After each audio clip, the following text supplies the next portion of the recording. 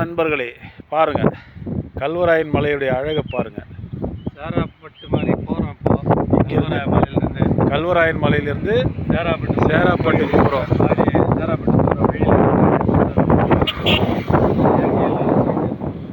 பாருங்க என்ன அழகு, என்ன அழகு, என்ன ஒரு காற்று. அடா அடா அடா அடா.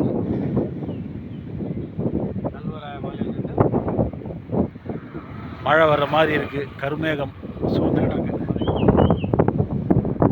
என்ன ஒரு அழகு. மலை நல்ல உச்சியில் தான் நிற்கிறோம். 4 மலைக்கு நடுவில் இருக்கிறோம். 1 2 மலையில் தான் நிற்கிறோம். 3 அப்படியே வந்து 4வது மலை.